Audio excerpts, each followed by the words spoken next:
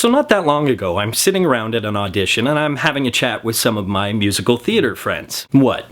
Big man can't do musical theater? Fine, get it out of your system, go ahead and laugh. Alright, we all done? Hey listen, I'll tell you the same thing I told the meatheads in high school. You know why I got into theater? Cause it's like a 5-to-1 ratio of girls to guys. This is real school.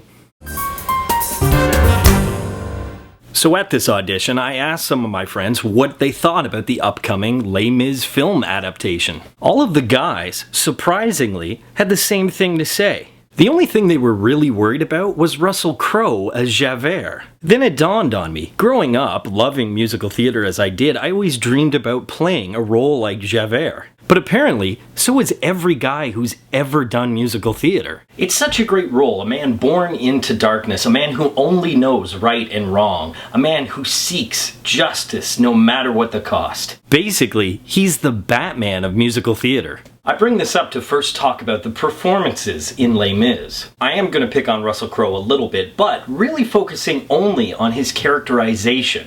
Remember what I said, Javert is a hunter. He's a man of passion and drive. Victor Hugo even writes in the original novel that Javert refers to himself as a wolf. Crowe is no wolf. And he sure as hell ain't no Batman. Crowe seemingly had trouble also with the range and power needed for the musical portion of his performance. Don't get me wrong, he can sing, he can act. Hell, he did win an Oscar. It's just the way that he sang and the way that he acted did not fit this character. Was it me, or did his singing sound like the old guy from Gilligan's Island? Unless you learn the meaning of the law. Aside from Crowe, I felt that most of the performances were very strong. And while there was no Batman, Wolverine and Catwoman were definitely Oscar-worthy. And despite what some have said, I loved Amanda Seyfried as the adult Cosette. I personally really liked her voice, but did anybody else think it was a little too Disney princess-esque? I felt that if she kept singing, that suddenly cartoon animals would begin to flock to her.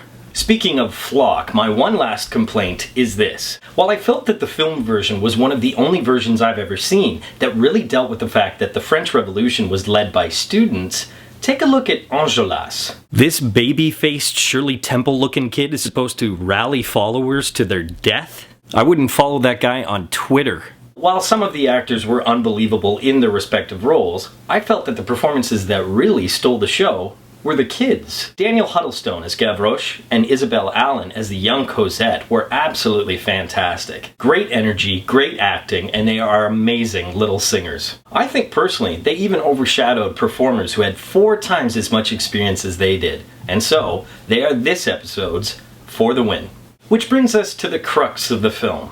The reason, or one of them, why those 2 performances were so great was because director Tom Hooper and cinematographer Danny Cohen allowed them room to perform. Aside from Gavroche and young Cosette, there were endless close-up after close-up when it came to solo performances. It was almost like Hooper and Cohen were trying to force the emotion on you. With Cosette and Gavroche, they backed away, and you could actually see the body language of the performers. The loneliness of Cosette. The spunky nature of the little street rat Gavroche. By constantly using the close-up, it's the cinematic equivalent of staging every single musical number the same on stage. The audience gets bored. Ultimately, Hooper made several bizarre choices as director which really started to affect the storytelling. Some songs were cut, others were reordered and shuffled around. It was as if he was forcing his stamp on an already established musical. I don't think he added anything to it. It actually might have taken away from the story. But Hooper's direction aside, there are so many pluses to this film. The costumes are stunning,